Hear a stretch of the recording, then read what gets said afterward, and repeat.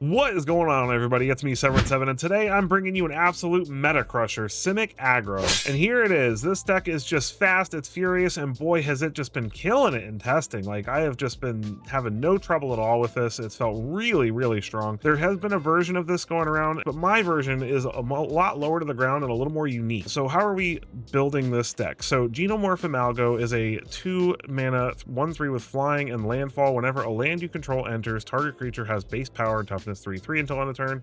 If you control 6 or more lands, that creature has base power and toughness 6/6 until end of turn. So this basically turns all our little dudes into bigger dudes, and he has flying, so he can turn himself into a 3/3 flying threat, which is pretty sweet. We are playing Spyglass Sirens, which is a 1-mana 1/1 that makes a map, and so whenever this gets counters on it, it still counts as a base power and toughness 1/1. So when Xenomorph pumps this, or pumps a Saz's Chocobo, for instance, it's gonna buff it by 3 power essentially, because all of these creatures are base power and toughness 1/1. So any power boosts or buffs they get from counters or from things like Sita Varma, which is another way to win with this deck, and all of our cheap evasive threats, basically turns all these little base power and toughness creatures into much bigger threats out of nowhere. Sita Varma is a 2/3 that says we can pay exhaust X and a green, and a blue. We can put X counters on her, and then we can have the base power and toughness of each other creature we control become the same as her power until end of turn. So if she's getting buffs from Bristly Bill or from Symbiotic Might, which when this becomes tapped gives a creature +X/+X, where X is its power, or just what have you, or a Boroid can pump it up. Just there's so many ways to put little counters on everything, and Ouroboros gives us +1/+1 counters at the beginning of combat equal to its power. So being able to even use Xenomorph Amalgo to turn this into a 3/3 makes it give 3 +1/+1 counters the turn it enters, which is pretty crazy. And then Mockingbird is a really, really fun one. So Mockingbird lets us copy our Saz's Chocobos, it lets us copy our Symbiotic Mites, but give them flying, so it makes them evasive. But it can also copy our opponent's things and just have some really funny interactions with Traveling Chocobo. So Traveling Chocobo is another way we can really just go all out with this deck. It lets us look at the top card of our library and play lands and bird spells from the top of our library, and lands and birds we control entering cause all of our triggered abilities to basically double. So any birds or lands entering the battlefield that would cause an ability to trigger, we're going to get double that. So like, for instance, I've copied a Flood Pit Drowner with Mockingbird and a Traveling Chocobo on the field, and we get double Flood Pit Drowner triggers. It's pretty funny. Same thing with if we copy Xenomorph Amalgo, we get double triggers from the Mockingbird because it's a bird. So it actually would trigger double because the land is doing it and the bird is doing it too. So really cool interactions with Traveling Chocobo and Mockingbird, and the deck is just fast and it's so good. I have really been putting up some results so far. So we've played 15 games with this. We're going to record 15 more games and see where we end up. If you like this deck and you think it's cool and you enjoy the gameplay that you see after this, please take a moment to hit that like button, hit that subscribe button, and let's get right into those games.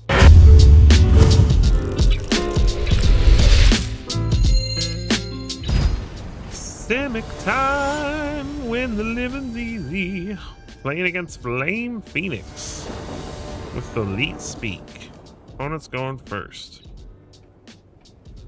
I think this hand is fine. Spyglass Siren. I too have a Spyglass Siren.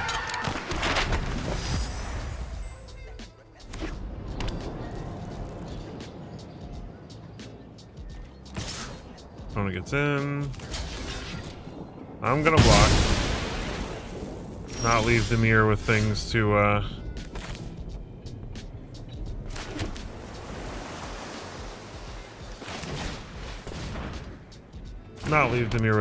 ninjutsu Kaito with. We'll hold up Spell Pierce for the removal spell that's probably coming. Okay, opponent's gonna tap our Chocobo.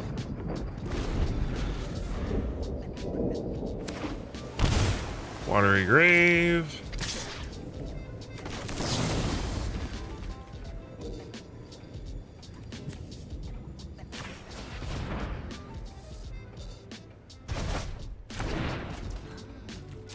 Not exactly what I'd like to be doing, but I can't have him playing Kaito.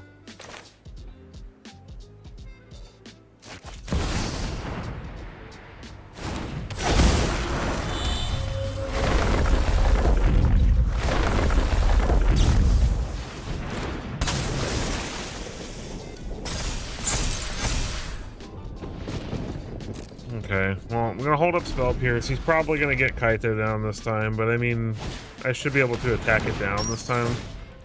Okay, never mind. He's gonna keep Cavern Bat. That's fine. We've either got Chocobo or Ouroboros if he doesn't take the Spell Pierce. He takes the Chocobo. Probably a good idea. Going to nap it up on the Drowner. Karsai Revenant. Keeping it on top, interesting. Land on top? No? Okay. That's unfortunate. Opponent gets in. No blocks. There's the Kaito.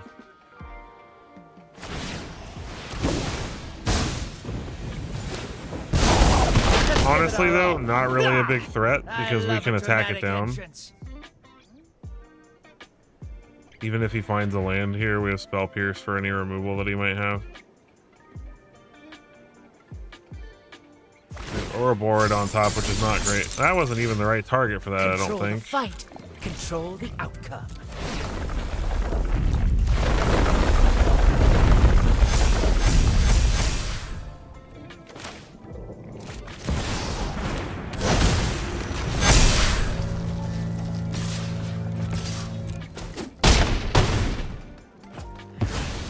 So hard. I would say he's missing land drops, but I mean we also kind of faltered on land for a turn there, so I think we're in good shape because we're at a point where we have too many good threats. Like he needs to handle Bill, the Chocobo, and the Ouroboros, or he's not going to be having a good day. Not to mention we have another Ouroboros in hand. And with him missing land drops, Spell Pierce is actually pretty decent right now against removal.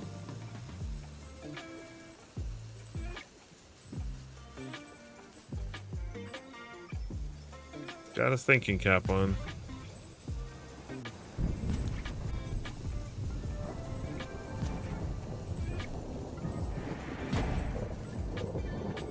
I don't know. We might actually just be in a position where we have lethal next turn regardless of what he does. Because if he plays Karsai Revenant, he can block. He could Flood Pitch Drown something and block. That's honestly probably his best play. But we're going to be able to make so much power and toughness with these Ouroboros next turn if he doesn't remove one right now. Because of the double Chocobo landfall triggers. Oh, I'm going to play another one. It's a bit risky because he could have removal. Alright, that'll do it. We play the island, we put a bunch of counters on the Ouroboros, we stack the triggers, everything gets oodles and oodles of counters. GG. I found Rudy, 79.85. Let's do it. We go first. This is a little slow.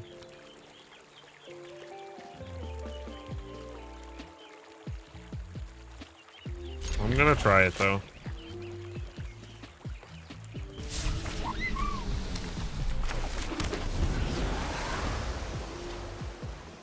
Hello. All right, is it Cauldron? Are we already there?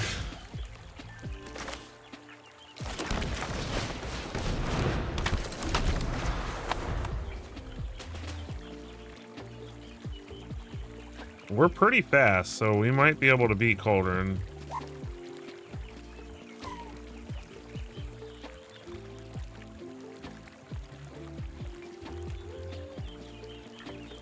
I think I might want to get down Chocobo next turn over Genomorph, since it's not really adding that much power to Sita. There's a Cauldron. Yeah, I think I want to get down Chocobo so I have a higher chance of getting lands off the top. We've got Bounce Off. Unfortunately, that's a tap land, so I'm kind of hoping we find an untapped land to get Ouroboros down. There's Tirsa. Oh man, if he has a VV already, we're just toast. Yep. Wow. This deck's so stupid. If you guys have watched the Arena Championships over the last weekend, you'll see how absolutely dumb this deck is. It's so dumb. And now he can make 4 mana and play a whole bunch more stuff. It's so ridiculous what this deck can do on turn 3.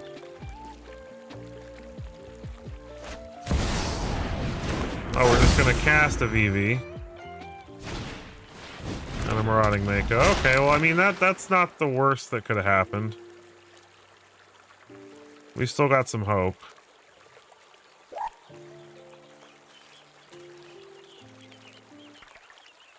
If that was the best his hand could produce,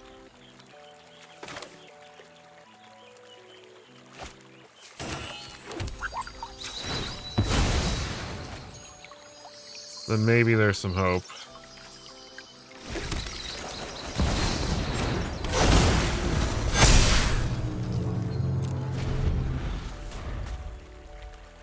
I mean, he's untapping, though, with just unbelievable potential here.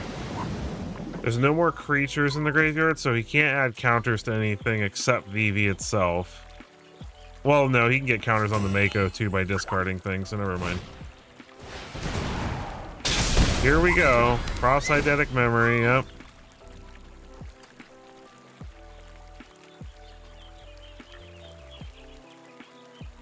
If he's got a Winter Night Stories, we're probably just done.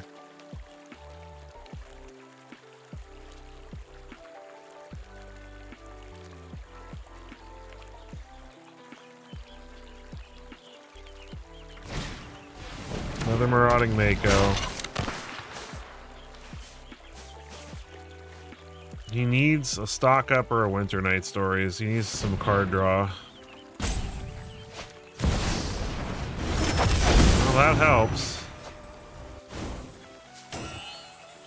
That drew him 2 cards, and now he can make 4 more mana with Tirsa.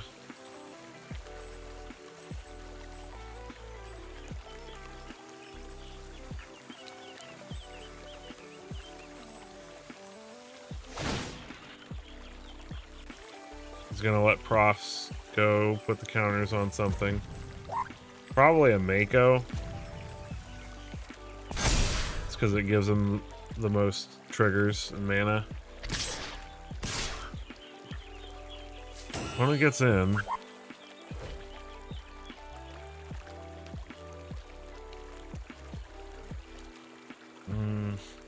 I don't really think I can block. Because my best hope is going to be catching him off guard somehow.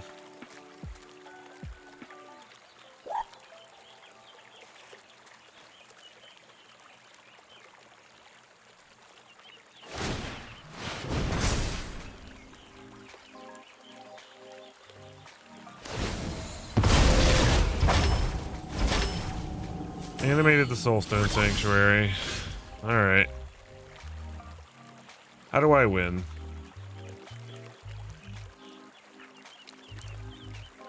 I bounce off VV.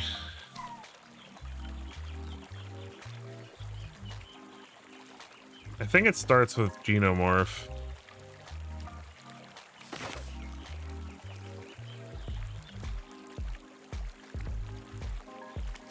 Alright, so let's... No, that doesn't work either. If I had an untapped land, maybe. Because I need to be able to activate Sita, too.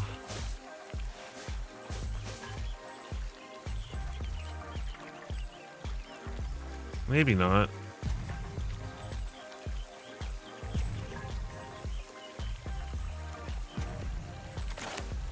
Okay, now let's do it like this. Let's do Genomorph. Let's play Chocobo. So we have blockers.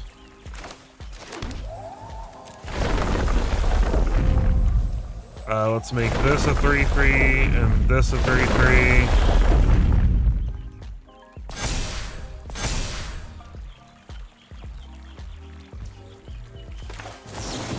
We bounce off the VV.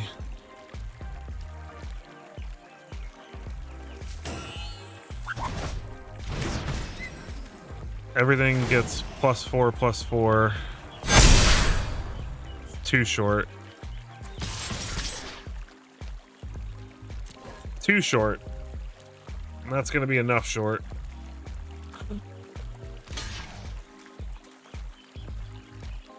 Their opponent still untaps with an absurd amount of mana. We can block 2 things, assuming he doesn't have removal for these things. He can also play VV and just start pinging us to death by casting spells. We really just have to hope he doesn't have enough card draw. But I mean, he gets to put a counter on Sanctuary by exiling the Mako. So now he has 16 mana available to him. So we can literally just dump his hand unless it's all lands, which I doubt.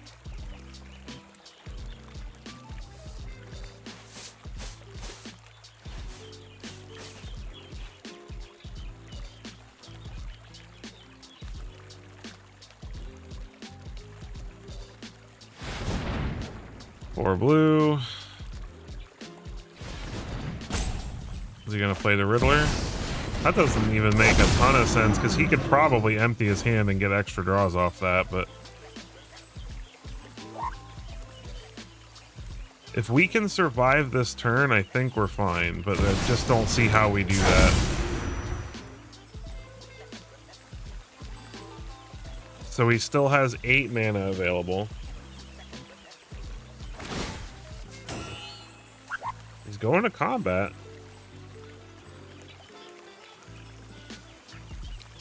He can't attack with what he's got right now. Are we actually going to pull out of this?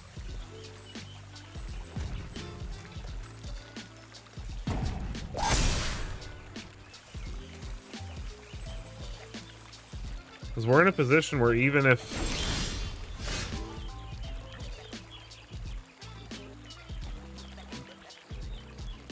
I'm 1 mana short of attacking with this.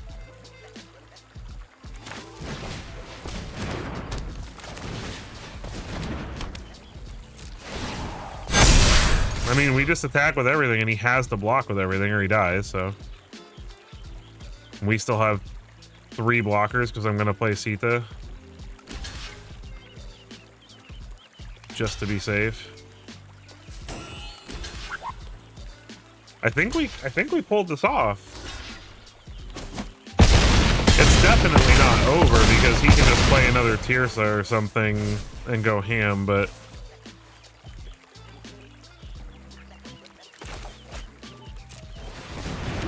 As much as I don't like sacrificing a 13 power Sita, I want to make sure I have as many blockers as possible just to be safe. What a game. Ouroboros, man. If it does not get answered, it is quite a card. Alright, so he's going to be able to... Okay. I was going to say, he can technically double mana with VV now, so he could still ping me to death, but we got there. GG. Alright. Javi. Or Javi. Javier. Opponent's going first. This is a good hand, though. We'll keep. We will keep. We will keep.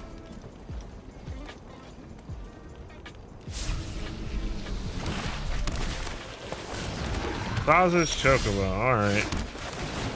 We're both playing Landfall, but he got to go first, so that's a big deal. I guess we got to see who can get there first. The mono green version of this playing Tifa is pretty crazy though.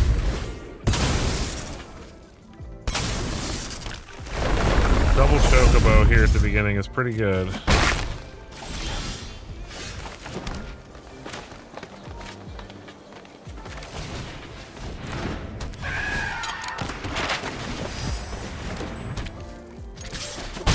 I'm gonna go like this.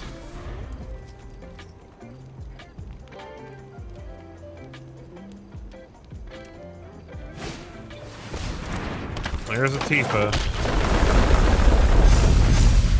Alright, Chocobos are big.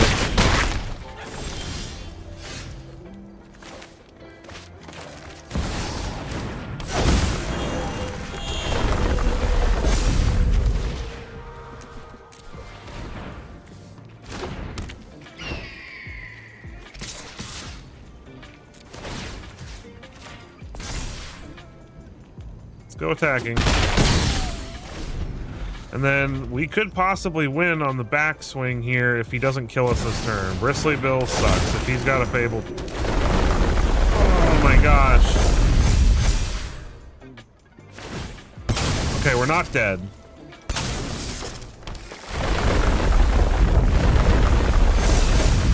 It's real bad though.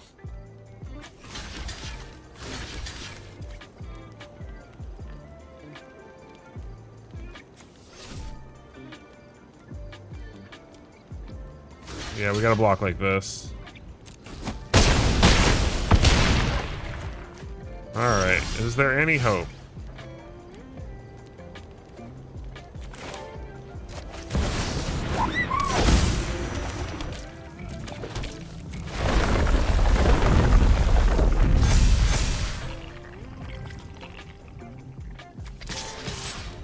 Yeah, okay, we're toast.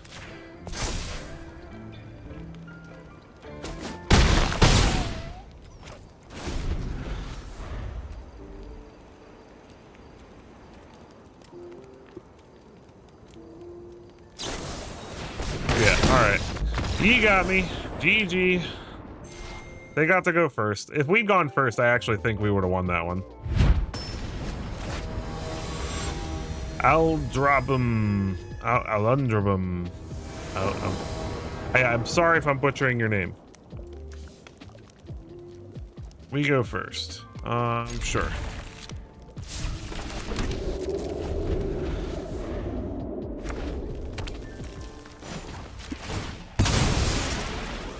Go to the green.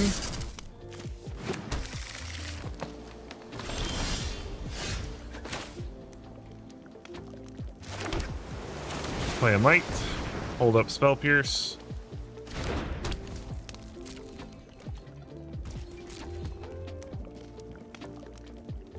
Here comes the Shock. And here comes the Spell Pierce.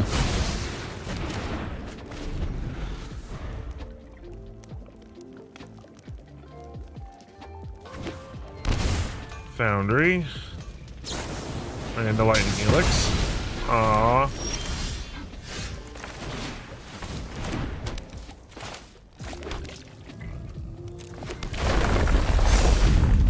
I did that wrong. I should have played this first. That was a big boo-boo. I'm still getting the sequencing for this deck down. Nova Hellkite, and we wouldn't have lost that Chocobo if we hadn't done that. Man, I'm such a ditz. We're not supposed to make boo-boos like that. Okay, well at least we're getting a second chance.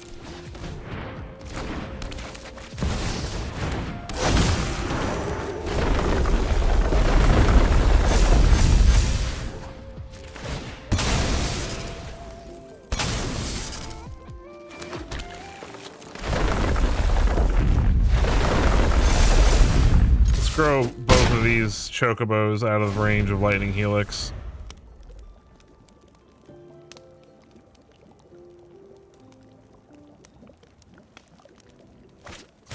Screaming Nemesis, sure.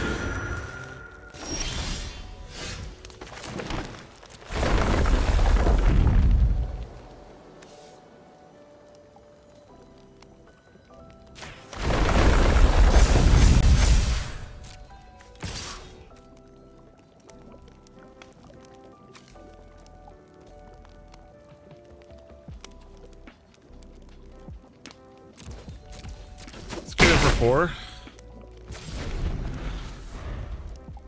Double counters at the end of turn. Put him in a position where blocking doesn't really help. Slick shot, show off. And hired claw, sure. Double. Traveling chocobo. Play another chocobo. Get in for 8.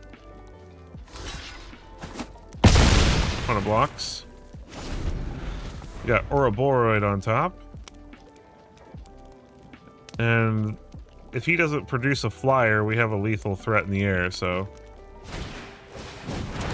Yeah, he does have a flyer. And a grease wrench goblin. That is unfortunate. Let's play Ouroboros.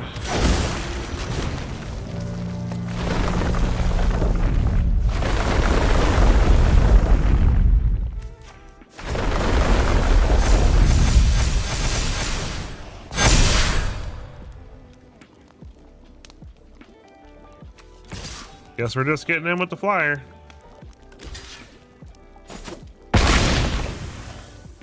That's a big board, though.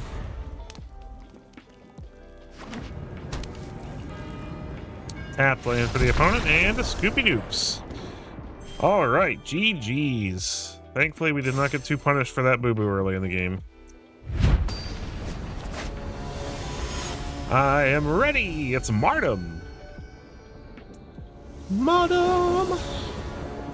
Let's duke it out. We will keep this hand. It is a little weird, but starting town for the opponent. And a Spyglass Siren. I will play a Genomorph Amalgo.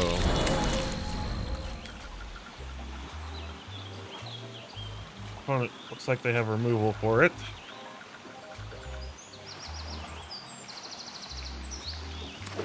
Maybe. Watery Grave.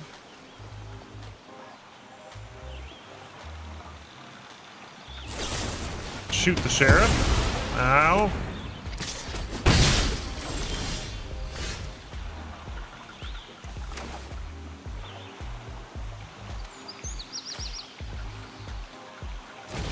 Well, I guess we have to just hope he doesn't have another one, right?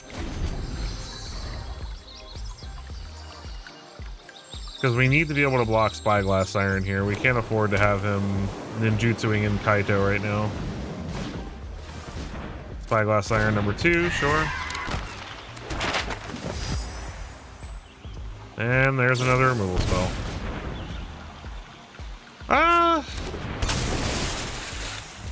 That's not the worst.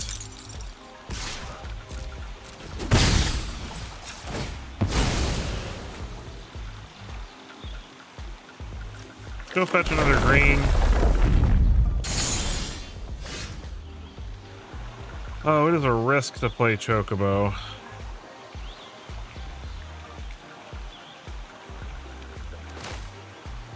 I think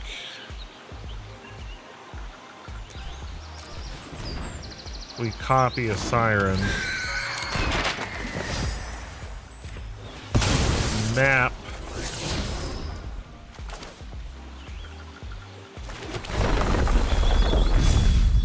All right, that works.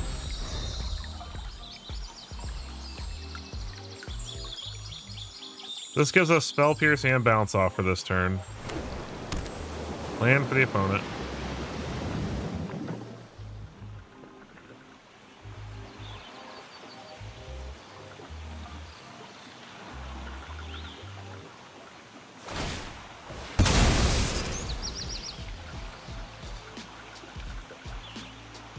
Tempted to bounce it off now.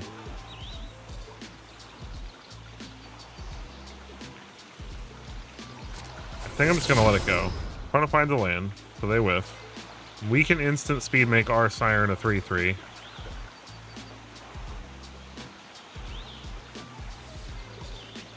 If he does have Kaito, he's gonna be able to get it on the battlefield regardless here. Preacher of the Schism. That I'm fine with, because we're mostly going to be in the air here.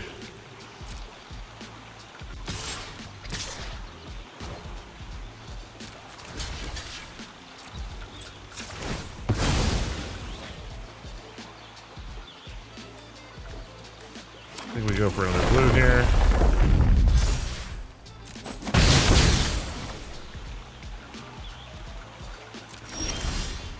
Sita. Alright, so now I feel like we can play Chocobo. Hopefully find a land on top. That's not a land.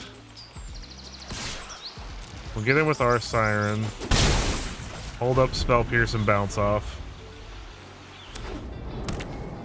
Wanna plays a land.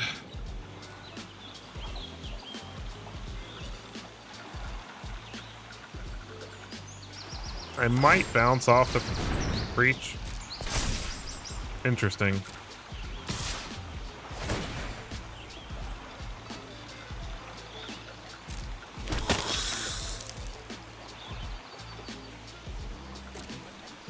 I think I'm just going to take the 2 here.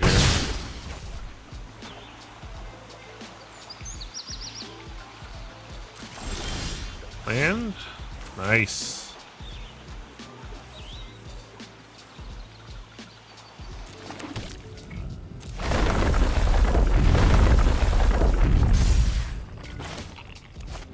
Let's play... I want to play another bird, but I don't think that's the right play. I think Sita and Hemo Symbiotic Might are the right play here.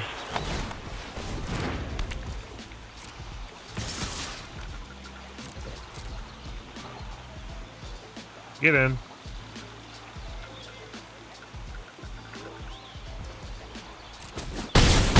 Because Sita lets us potentially just get lethal next turn.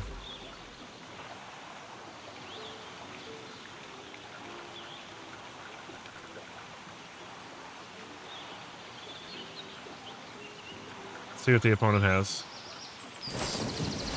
Blood Pitch Drowner. Sure. Okay. That does help him.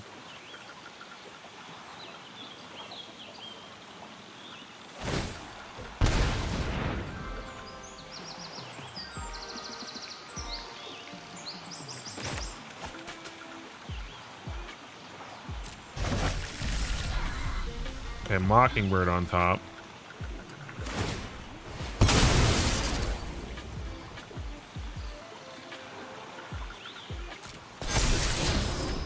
Tragic Trajectory on top.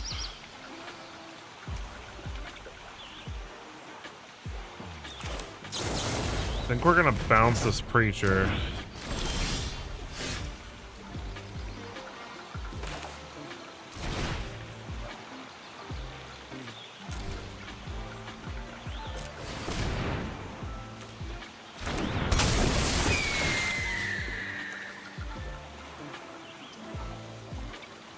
Oh, it's a bird! It's a bird! It's a bird! Flood Pitch Drowner! Is that lethal? It is. Wait. Oh, it's not because... Wait, hold on.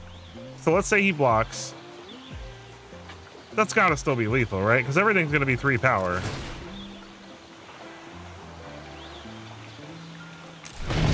Oh wait, no, we need to do this during combat.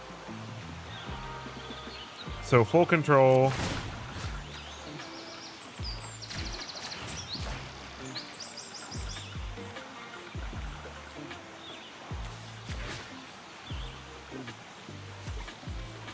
Right? Yeah, so submit. Exhaust for 0.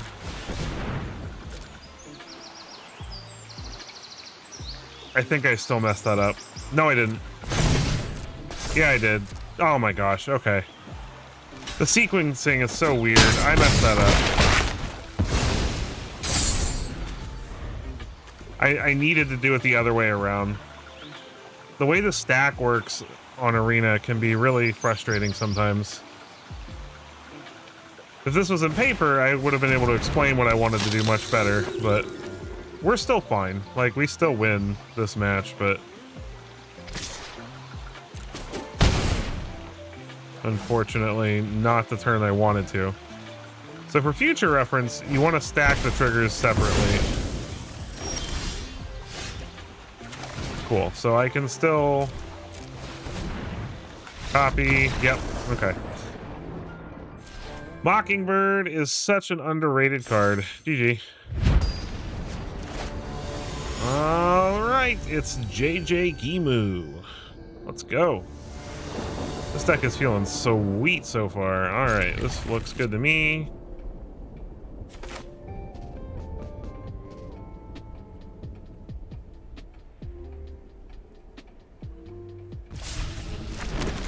Get down our Chocobo. Make our opponent think we're mono green.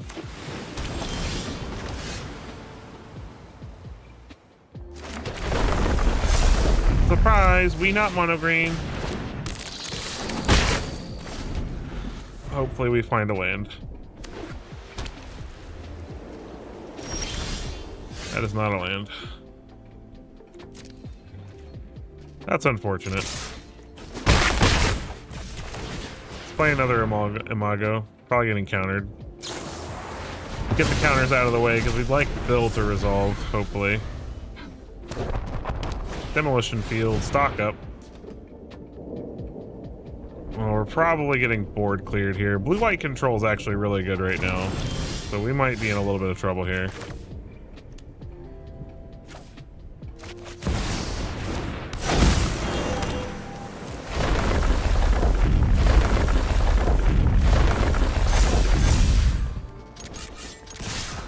Get him! At least we have a Chocobo, like, to... Okay, tap land is good, but Star Cage gets us. Authority of the Consuls is not enough. He has to remove something, too. Do you have Seam Rip? If he has Seam Rip... But, I mean, if we draw a land, he's in trouble. That actually kind of helps us a little bit.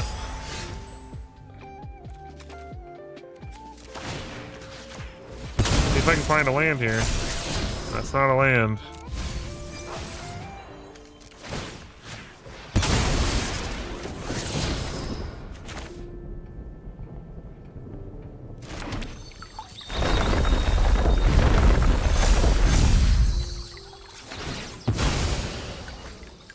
It's not lethal, but...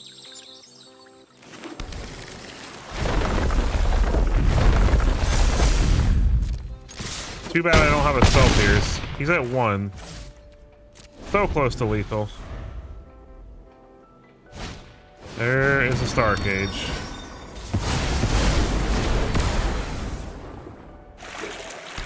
Fountain Port. I feel like he would have Day of Judgmented if he had it. I'm gonna play a Traveling Chocobo here. It's gonna get countered. Oh, never mind. He didn't have blue-white untapped anyway. I think we're probably a little toasty here, though.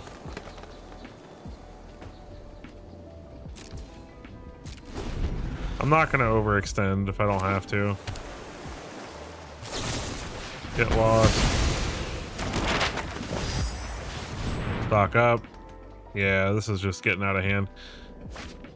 Had the opponent to 1, but that's what control is good at.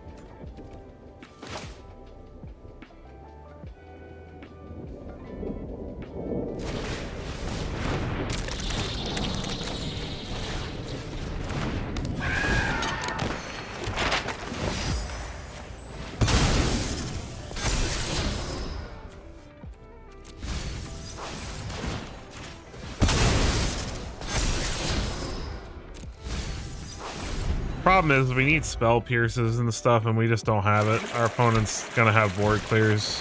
Yep.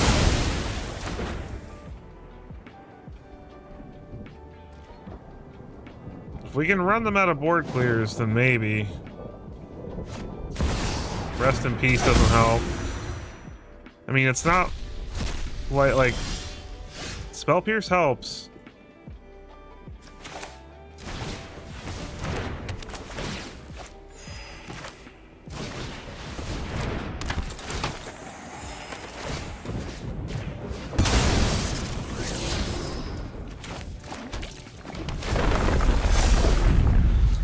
All right. If he just wipes the board here, we can't do anything. Oh, he's got so much mana. What is he just gonna use the Star Cage to make robots?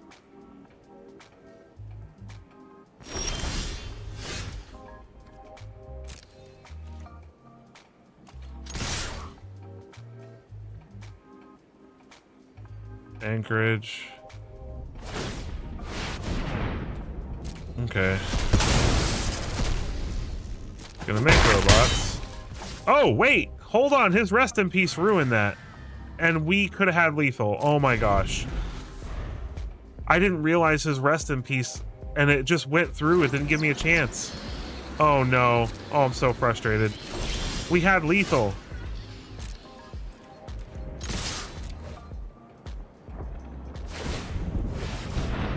Okay, Anchorage is not good enough. He's got to make a Fountain Port too. He's got to make a fish too.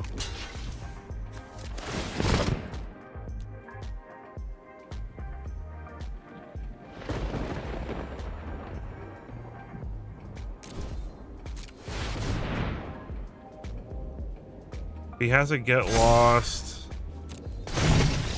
Okay. Whew. We had lethal last turn. I didn't realize. I gotta read that. How does that interact? Why didn't his Star Cage work? Is it because it says for each card put into a graveyard this way? Oh my gosh. He didn't even understand the interaction between his cards. Whew. All right, we got there.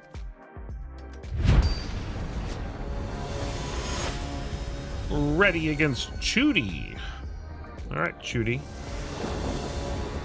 Let us do the thing. Opponent goes first.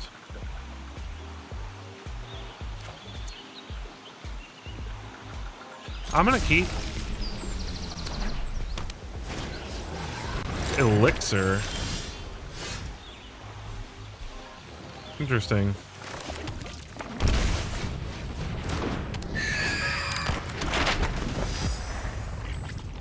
This must be control then. That's definitely a control type of card. This is a fun, that's a cool card in my opinion.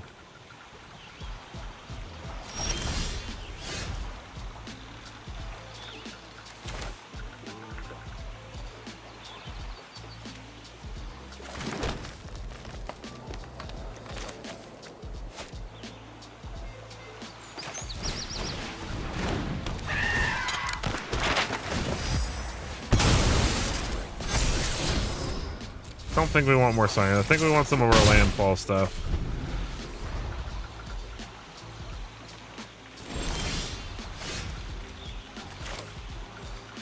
Not what I meant when I said landfall stuff. That's good. There we go. All right, let's I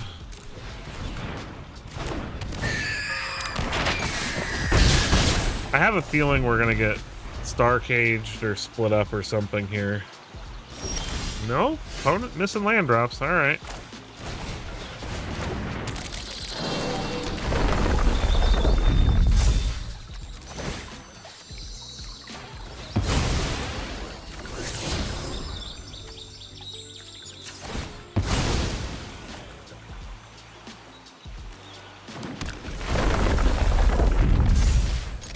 Well, that's a nice chunk of damage. So, I mean, if he's got a board clear here, then that's going to help him a lot, but... There's mana number 3. Split up doesn't solve the problem. Ouroboros gives us lethal.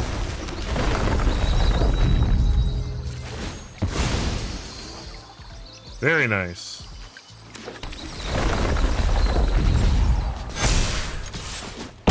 GG. Just crushing it today with this deck. All right, and we're back for the post-game wrap. So, 30 games, 73%. An absolutely stellar performance from this deck. Almost to Mythic with it. Took us right through Diamond. Just 79% in the 14 games that we played during the recording. 73% overall. And you see here, we're just crushing like mono white, the mono white token control deck, or mono white life gain angels, whatever, all the mono white decks doing good against blue white control, crushed all the Dimir decks, even against our landfall brethren in the mono green slot. Orzhov, like these were either demons or the Raise the Past. Actually, I think these were both Sephiroth decks that we lost to. And just too much life gain, too many life gain triggers. So a little bit of a struggle against Sephiroth decks. We did okay against mono red, and then we beat both the Cauldron decks that we played against. So absolutely stellar performance from this deck. It really, really did feel good. I think the only thing I'd like to do is try to find a little room for some stock ups just so we can refill our hand if we run out of gas. But I mean, honestly, we're so fast and efficient that I didn't even feel like we needed it that much, but I might want to see some stock ups in the list just to be able to refill our hand if we get board cleared or something like that. The spell pierces felt great. The bounce offs were all the removal we really needed, because in a lot of cases we grew our team so big that our opponent had to chump block our stuff. So it was really good. This deck is fantastic, and I wish it was cheaper. It feels like a cheap deck, but based on the way it plays, but just because it's simple, it's not a complicated deck. But we do have quite a few mythics in here. But these are all very strong mythics, very safe crafts in my opinion. These will be good in lots of decks for a while to come. So I highly recommend trying this out if you're looking to play something. In my opinion, this has an edge over the mono green landfalls in the fact that, yes, it's not as explosive and winning all in one turn with Tifas and Hydras and things like that, but it has a little more longevity, and it has a little bit more flexibility when dealing with control decks and removal and things like that. And I just really like this deck a lot. This has been my favorite aggro deck I've played so far, and I hope that you enjoyed watching me play it, because it was a blast. And I hope you'll take a quick moment to hit that like button if you enjoyed it, hit that subscribe button if you want to see more content like this, help me reach my goal of getting to 2,000 subscribers. Thank you so much for joining me today for this. I appreciate you, and I'll catch you in the next one.